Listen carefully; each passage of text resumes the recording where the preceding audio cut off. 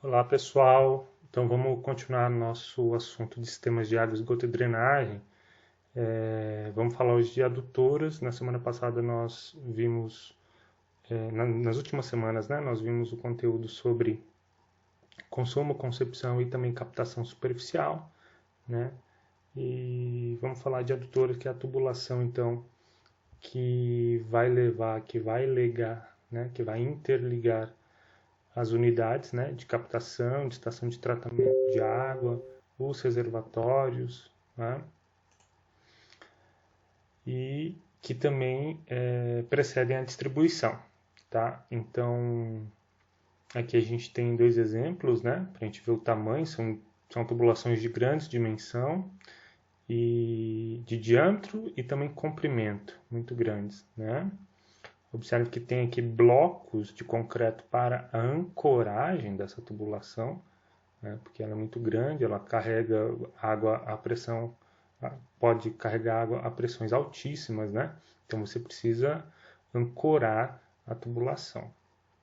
Aqui também você pode ver os blocos de ancoragem, né? E aqui as juntas, né, dos trechos da tubulação. Então é muito importante quando a gente está estudando adutoras, né, fazer uma análise do traçado, né, seja em planta ou em perfil, né, quer dizer, em planta, saber por quais lugares essa grande tubulação vai passar, né, se ela vai ter que enfrentar algum obstáculo, se vai passar sobre algum rio, né, se você vai ter que passar por cima ou por baixo, vai ter que utilizar sifões ou não, se vai ter que passar por alguma área de conservação, né, para talvez economizar no traçado, mas aí ter algumas condicionantes ambientais, enfim. E aí, em termos de perfil, para avaliar a carga piezométrica, né? Para saber se essa tubulação, se o traçado dela está abaixo ou acima do perfil de carga piezométrica, da linha de energia, né? Do sistema. Tá? Nós vamos ver isso com mais detalhes. Então, essa análise traçada é importante, lógico, né, para a correta colocação dos órgãos acessórios e as ancoragens, beleza?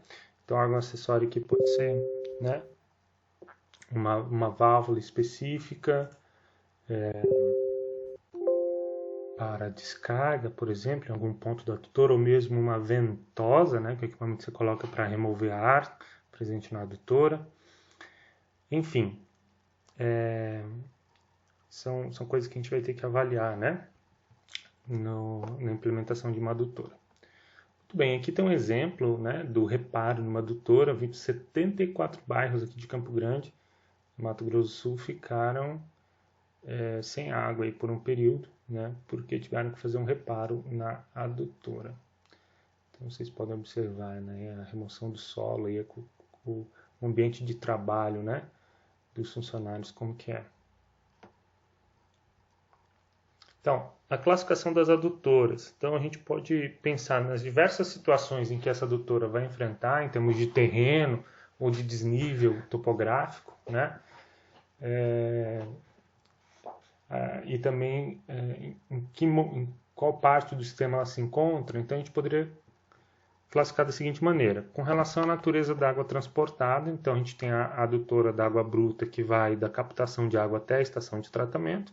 Depois da estação de tratamento chama de adutora de água tratada, né? AAT, certo? Aqui é a AAB. Muito comum ver isso nos planos, né? Ou nos relatórios de descrição do sistema de abastecimento. Com relação à energia utilizada para a movimentação da água, aqui a gente vai lembrar da hidráulica, né? Muito. Então você pode ter uma adutora por gravidade, né? Você pode ter uma adutora por recalque, e você pode ter adutoras mistas, que vão trabalhar tanto com a gravidade ou que vão trabalhar por recalque com injeção de energia a partir de bombas. Né? Recalque aqui quando você utiliza a estação elevatória, bomba para um booster, né? Para dar energia na água. No caso da adutora por gravidade, ela vai poder trabalhar como conduto livre ou como conduto forçado. Aqui é só como conduto forçado, né? Em termos de recalque, só conduto forçado. No caso do conduto livre, a gente sabe que a água permanece sob pressão atmosférica, né? Sob pressão atmosférica, e conduto forçado, a água fica sob pressão maior do que a pressão atmosférica. Tá? Então, vamos dar uma olhada em alguns exemplos aqui. Imagine que você tem 2 reservatórios, né, nesses pontos em azul. Aí, esse daqui é o perfil da adutora. Né? A forma, por exemplo, vamos supor que ela está seguindo os acidentes do terreno, né? A topografia do terreno. E aí a gente sabe que a linha piezométrica, né? Ou seja, carga piezométrica, que é a carga de posição Z mais P sobre gama, né? Lá da hidráulica, da equação de Bernoulli. Então a linha piezométrica, ela sai aqui do nível da água do reservatório 1 de montante para o reservatório de jusante. Então nesse caso, você pode ter, que tipo de adutora que você vai ter? Por gravidade, recalque ou mista. E o conduto, ele vai trabalhar de que forma aqui? Né? Bom, nesse caso, acontece que o reservatório de jusante está numa cota abaixo do reservatório de montante. Né? Então, como a linha de energia, a linha piezométrica, né? Essa linha de carga piezométrica aqui, ela é decrescente nesse sentido, e eu posso ter essa distância, por exemplo, no ponto mais desfavorável, que é o que eu teria maior pressão sobre a tubulação, né? Nesse ponto em que é mais baixo aqui da tubulação com relação à minha linha piezométrica. Então, nesse caso, como de montante para jusante, eu tenho um desnível, então eu estou trabalhando por gravidade. Em nenhum momento eu estou fazendo com que a minha tubulação, né, a minha água, ela tenha que subir, ascender a uma cota mais alta. Né? Então, e o conduto vai aqui trabalhar em condições forçadas. Por quê? Porque ele está sempre abaixo, em todo o trajeto, ele está sempre abaixo da linha piezométrica. Né? Então, a adutora é por gravidade e o conduto está trabalhando forçado. Né? Agora, nesse caso aqui, ó, né, eu tenho um reservatório aqui, então estou captando água do rio, estou alimentando o reservatório, esse reservatório vai alimentar um outro reservatório aqui. Né? Então, eu tenho aqui a minha adutora, a minha tubulação, coincidente com a linha piezométrica. Tá? Nesse caso, como a minha tubulação é coincidente com a linha piezométrica, então, tubulação no mesmo nível da linha piezométrica, você tem um reservatório abastecendo um jusante e a tubulação, o nível da tubulação coincide com o nível da linha piezométrica, a tubulação vai escoar por gravidade, né? E vai ser conduto livre, né? Porque a linha piezométrica coincide aqui com a linha d'água na tubulação, com o nível da tubulação. Tá? Então, escoamento é livre. Né? Por quê? Porque a tubulação não está abaixo da linha piezométrica. Se estivesse abaixo da linha piezométrica, ela teria uma carga acima dela, né? Que seria o primeiro caso aqui. Agora, uma outra situação. Você tem a captação aqui de montante para alimentar um reservatório lá de jusante e por conta do terreno e da situação, né, da área, você tem um reservatório abastecendo aqui um ponto.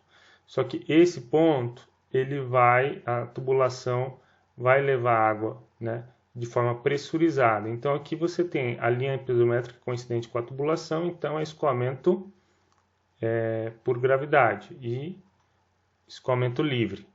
Né? Aqui nesse caso, a tubulação está passando aqui alimentando outro reservatório. É possível, né? Vasos comunicantes aqui. E como a linha piezométrica está acima da tubulação, então eu tenho um escoamento forçado. Né? Então eu posso ter diferentes trechos com diferentes regimes de escoamento, né? Aqui então o ideal, por exemplo, para eu sair de um regime, né, que está aqui, escoamento livre por gravidade, para ir para um forçado, o ideal é que eu tenha alguma estrutura aqui, nesse caso um pequeno reservatório, né, que vai poder então fazer essa transição, né, dessa diferença de escoamento, né, beleza?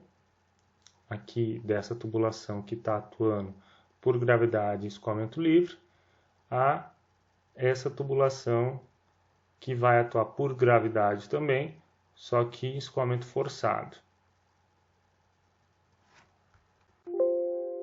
Então, gravidade e livre e forçado, beleza?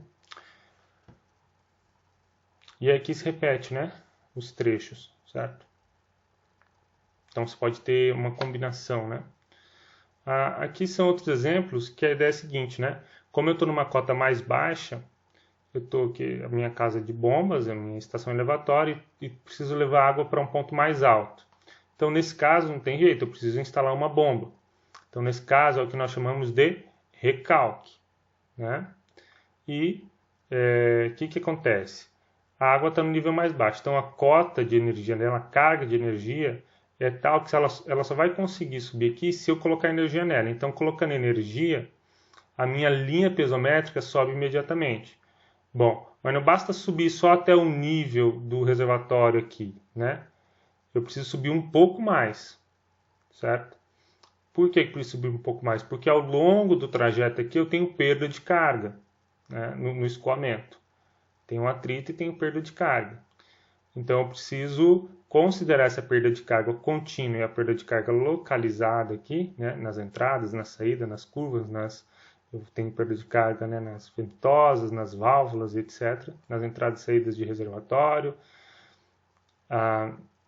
Então, eu preciso fazer um cálculo da estação dessa altura manométrica, né, da estação elevatória aqui, de tal modo que eu considere a perda de carga ao longo do trecho para que a linha de carga piezométrica possa de fato chegar lá na altitude, né, com a energia que me interessa, tá? Então é recalque, e aí que é recalque simples, né? Um outro caso é quando você tem grandes desníveis, né? Você precisa subir muito com a sua água, e aí nesse caso não compensa você fazer de uma vez só, né? Então você insere primeiro uma bomba, um conjunto de elevatório, aí você vai perder a carga aqui ao longo do trecho, vai receber água aqui, e essa água você injeta mais energia nela por outra bomba, e aí atende lá o ponto que você quer. Isso pode representar economia e mais segurança, né? Porque imagine você dimensionar uma bomba que tem que subir a energia o mais alto possível aqui para considerar a perda de carga e chegar aqui. Então, a pressão aqui nesse local, nessa estação de bombeamento seria muito alta, né? Então, você faz por partes, né? O seu bombeamento, né? Ou o seu recalque, beleza? Nesse caso aqui é um recalque duplo, né? Certo?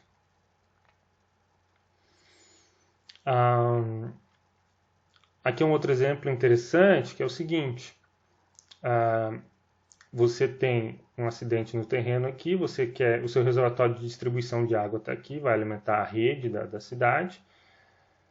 E você sabe que você pode economizar energia, por exemplo, mandando a água até esse ponto aqui. Aqui nesse ponto você construi um reservatório, né? Então, põe energia na água, a bomba vai botar energia, a água vai subir até esse ponto, e aqui nesse ponto você põe um reservatório para ele poder depois operar na forma de gravidade, né? Sem ser recalque. Então, nessa primeira parte aqui até esse reservatório é por recalque, porque eu tenho a bomba e aqui, então eu subo o nível desse reservatório, o nível d'água dele, para que tenha carga piezométrica suficiente para atender a jusante onde está o meu interesse, né? Certo?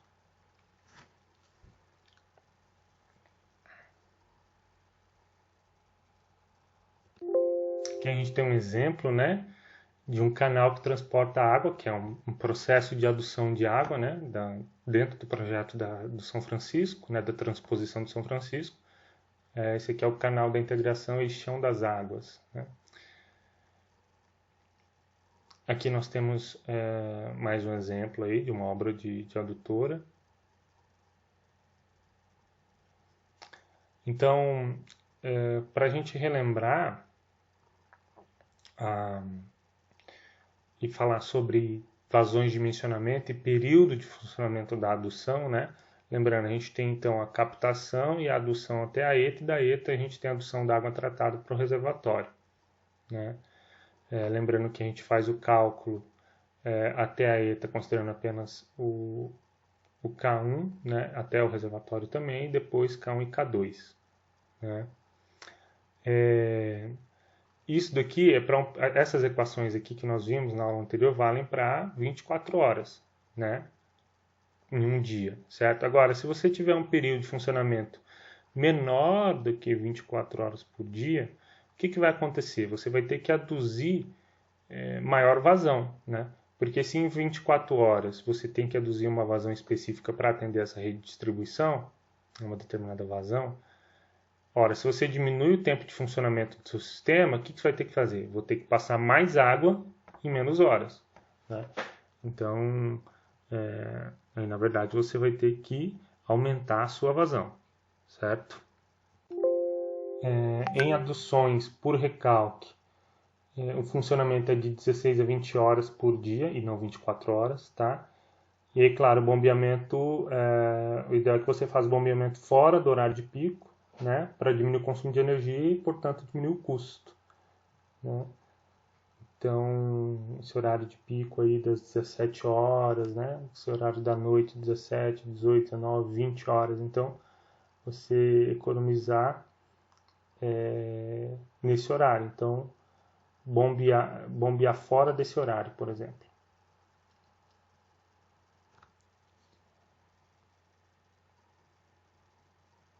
Velocidades recomendadas, né?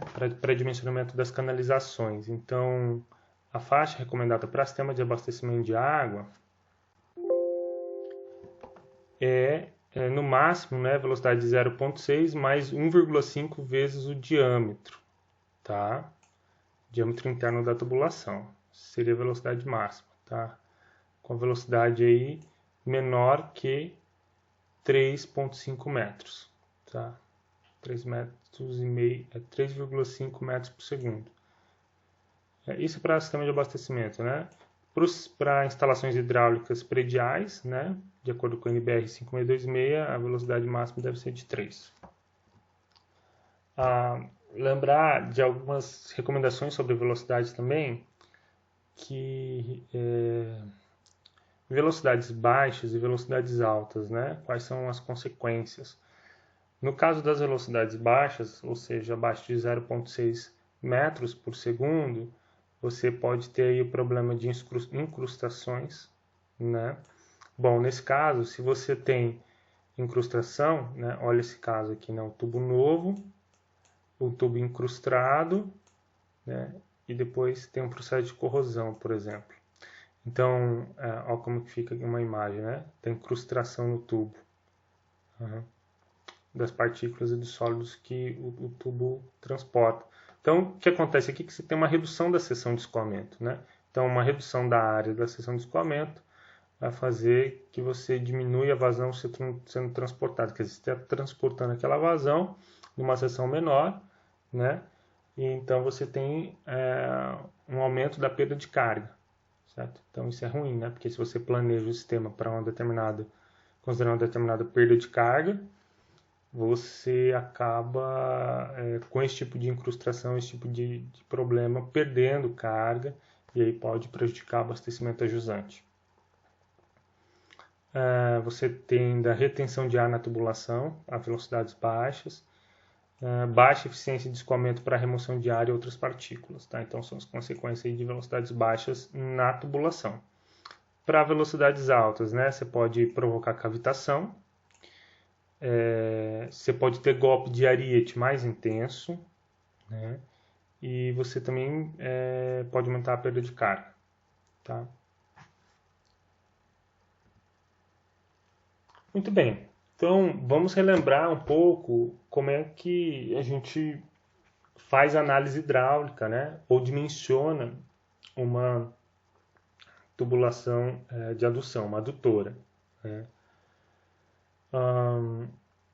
Via de regra, para o dimensionamento, a gente considera escoamento em regime permanente uniforme. Tá? Então, a equação da continuidade vai ter essa cara, né? Vazão é igual a velocidade vezes área, ponto 1, que é igual a velocidade vezes área no ponto 2, montante e jusante. Né? A gente utiliza muito a equação de Bernoulli, ou a equação de energia, né? Que vale lembrar Z1 mais P1 sobre gama mais V1 ao quadrado sobre 2G é igual a energia de jusante mais a perda de carga. Né? Então, você tem aqui, quem quer Z1 é a carga de posição, é o seu datum, né? Sua referência horizontal de plano. P1 sobre gama é a sua carga de pressão. Né? Então, isso aqui é a pressão, isso aqui é o peso específico da água. E você tem a carga cinética, né? Que é a velocidade ao quadrado sobre 2G. Certo? E aí, vale lembrar o seguinte, né? Alguns nomes importantes aqui. A gente chama a componente Z mais P sobre gama de carga pesométrica. Então, vai dar para nós a linha pesométrica.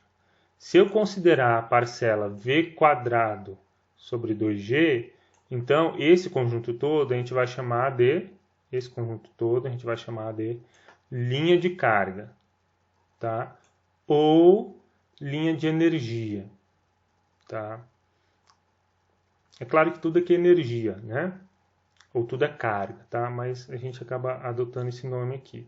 Então aqui é a linha pesométrica, né? E aqui a linha de carga. E o plano de carga, ele vai ser a composição de tudo isso aqui, considerando ainda a somatória aqui, né? Com a sua perda de carga, beleza? Então, plano de carga considera todas as componentes de energia, incluindo a perda de carga ao longo do trecho. Então, é mais ou menos assim a representação. Então, no ponto de montante, né? Vamos imaginar que isso aqui seria um escoamento no conduto livre e aqui, nesse caso, escoamento numa tubulação em conduto forçado. Vamos começar por aqui. Então, você tem o ponto 1 e o ponto 2, montante e jusante da tubulação. Você tem, então, aqui no centro da tubulação, o seu ponto de referência. Né? Então, do seu plano horizontal de referência até o centro da tubulação, você tem a sua cota, né? Cota Z. Aqui do centro até a linha pesométrica, ela vai ser definida por P sobre gama, né? É a outra parcela de energia. E depois a outra parcela de energia que é devido à energia cinética, né? V ao quadrado sobre 2G. Vale lembrar que no caso de canais, né, o de escoamento livre, esse P1 sobre gama, né, ele é exatamente a altura de água no escoamento. Né? Então é o Y. Certo? Então o nível da água aqui, né, coincide com a linha piezométrica. Tá? Nesse caso aqui não, a linha piezométrica ela está acima da tubulação. Né? Porque ela, justamente a tubulação está pressurizada. Né? Se a gente fizesse um tubo aqui, nós colocássemos um piezômetro, né? Um piezômetro aqui nesse ponto e um piezômetro aqui nesse outro ponto, o nível da água subiria até esse ponto aqui, né? Certo? Porque a água está pressurizada e ela vai subir. Né? Então ela subiria até esse ponto aqui, o nível da água. Beleza? Bom, e aí, esse movimento de montante para jusante, como tem atrito, tem choque entre as partículas de água, a gente tem perda de carga. Né?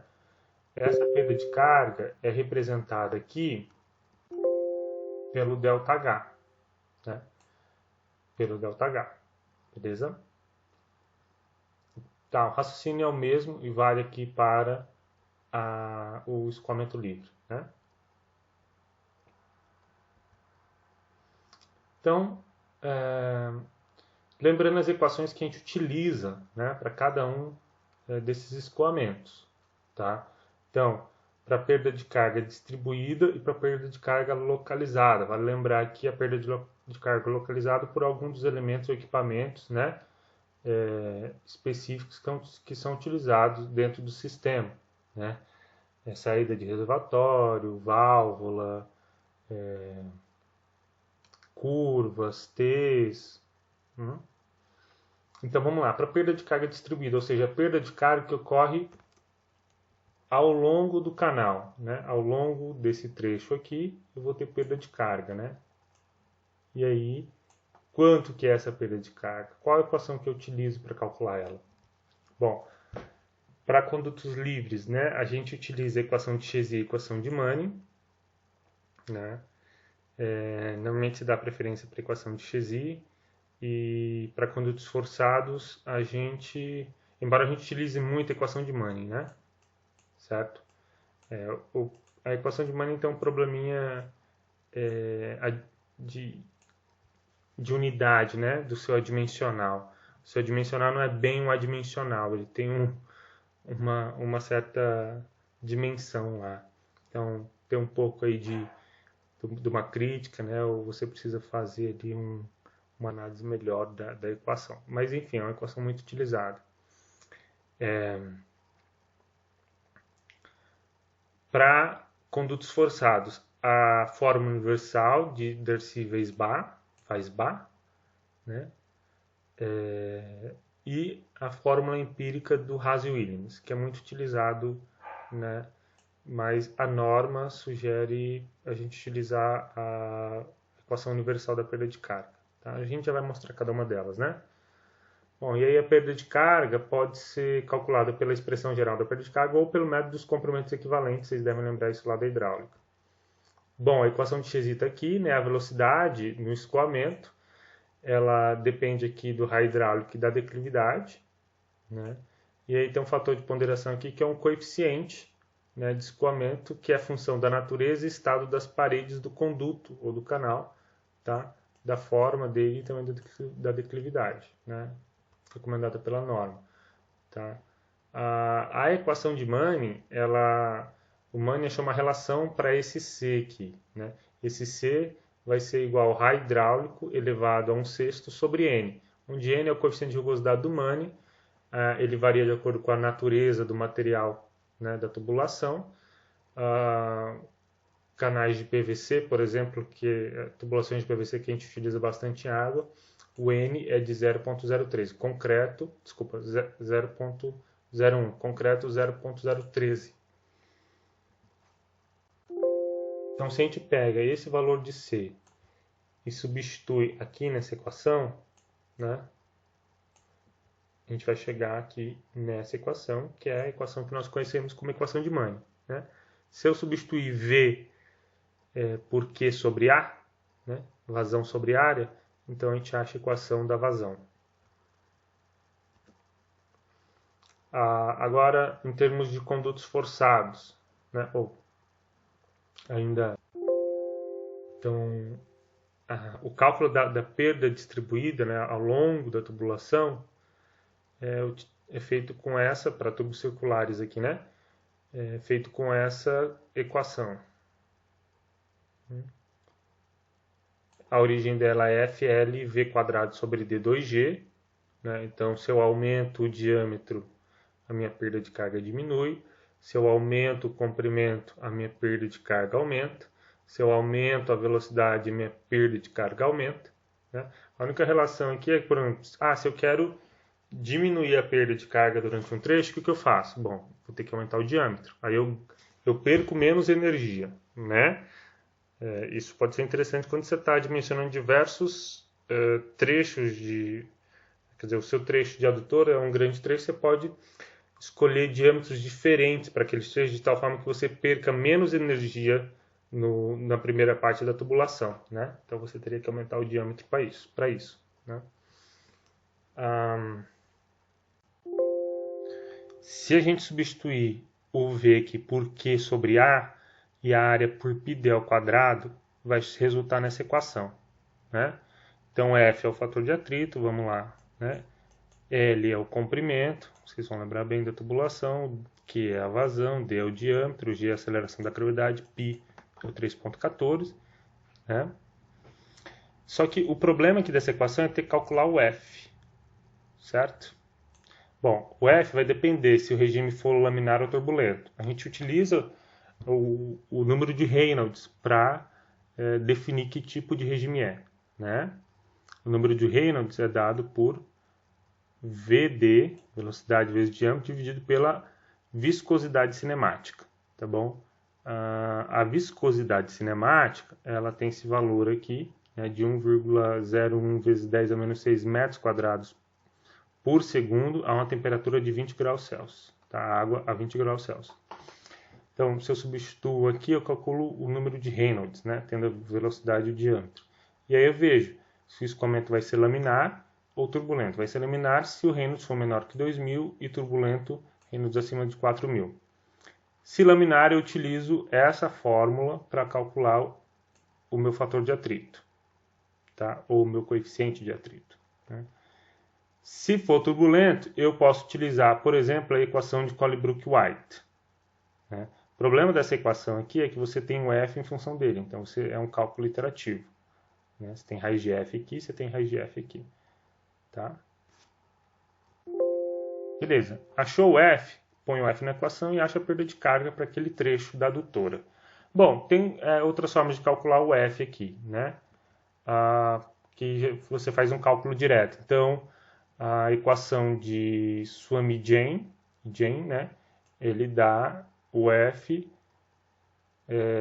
em função desse K. Esse K é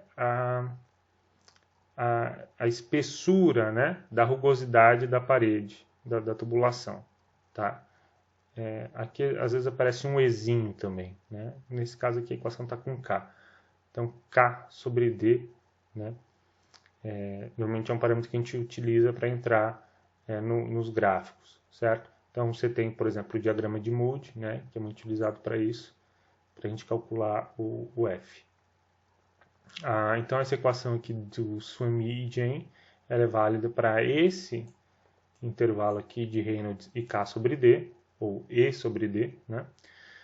E a equação de Barr é muito parecida com a equação aqui do Colebrook-White, né? Mas ela não depende da raiz de F aqui, tá? Depende só dessa relação K sobre D. Beleza? Ela é válida aí para Reynolds acima de 10 a quinta. Tá? Então, outras formas de você calcular o F. Bem, então aqui para nós lembrarmos, né? Aqui tem o diagrama de Moody, né? Que mostra os diferentes tipos de escoamento, certo? Então aqui você tem a rugosidade relativa, que é o E sobre D, ou lá na equação K sobre D, né? Nesse ponto aqui, o K sobre D está aqui. Aqui você tem o número de Reynolds, que é o V sobre D dividido pela viscosidade cinemática, tá? E aqui você vai ter o seu fator de atrito, né? Então eu subo num determinado valor de Reynolds aqui, acho a equação que me interessa, acho a curva que me interessa, né? Que vai depender da relação E sobre D ou, de acordo com a equação acima, K sobre D. E aí eu venho em busca do meu fator de atrito F, tá? Que a gente utiliza na equação de Darcy-Weisbach. Beleza, mas vocês lembram isso lá da hidráulica, né? Lembrando, né? Esse gráfico de Moody, ele tem aqui, né, um regime laminar até esse ponto aqui, né? E depois daqui tem uma área de transição, né? E aqui é escoamento completamente turbulento, tá? Beleza. Algumas propriedades físicas da água, a gente mencionou a viscosidade cinemática, né? Então, a viscosidade cinemática é em função da temperatura da água, à medida que a temperatura da água aumenta, né? A viscosidade cinemática diminui, né? A água fica menos viscosa, correto? Bem, a pressão. Outra informação importante é a pressão de vapor, né? Porque isso é importante quando a gente for avaliar a cavitação, certo? Então, à medida que a temperatura aumenta, a minha pressão de vapor aumenta, obviamente, tá? A massa específica tem pouca alteração aqui, né?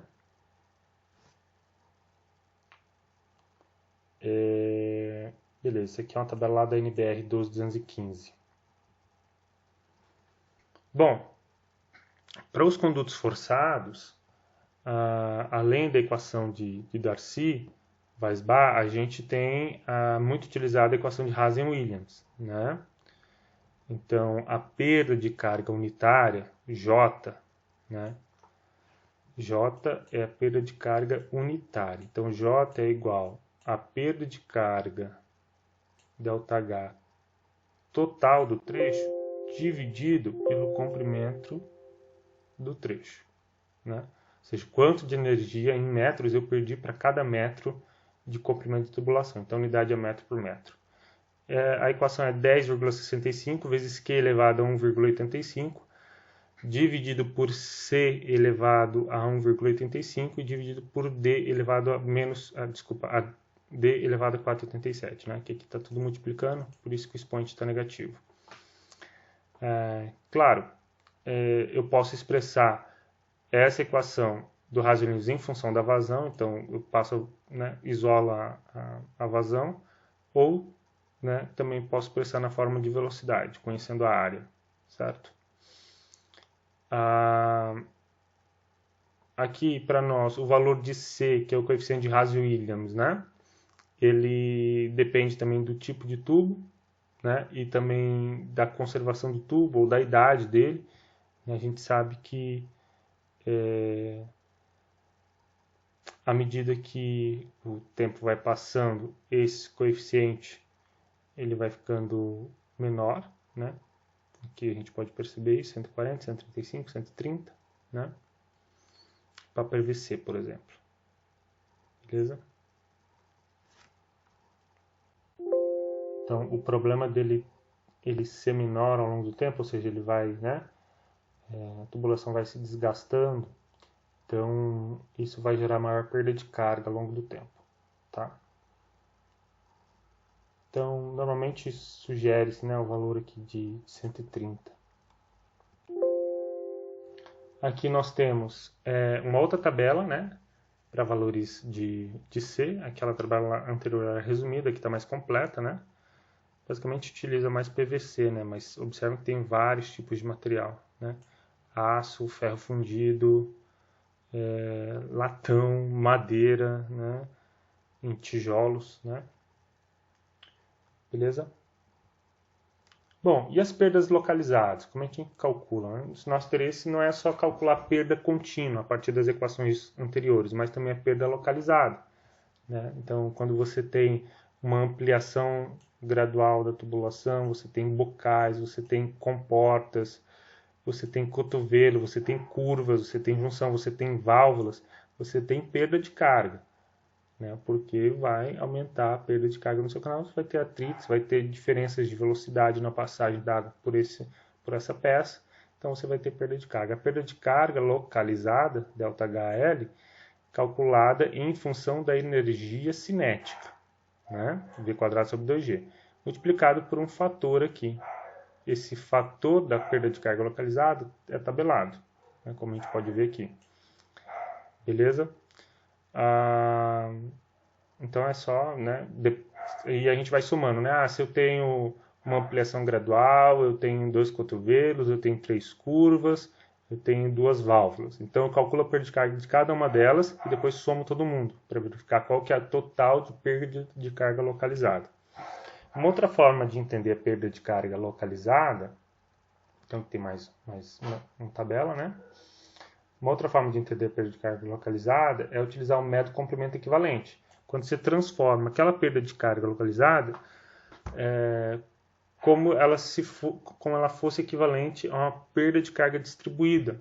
Então você calcula um tamanho de tubulação com um determinado diâmetro que vai produzir a mesma perda de carga, agora distribuída, com aquele valor da perda de carga localizada. Tá?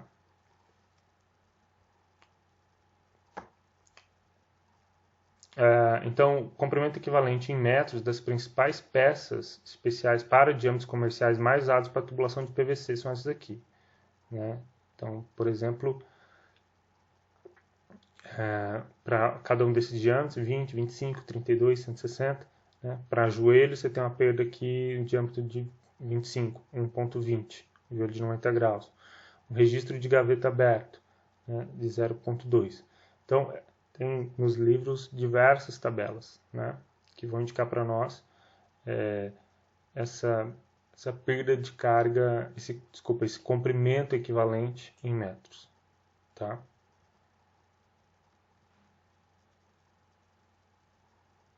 Bom,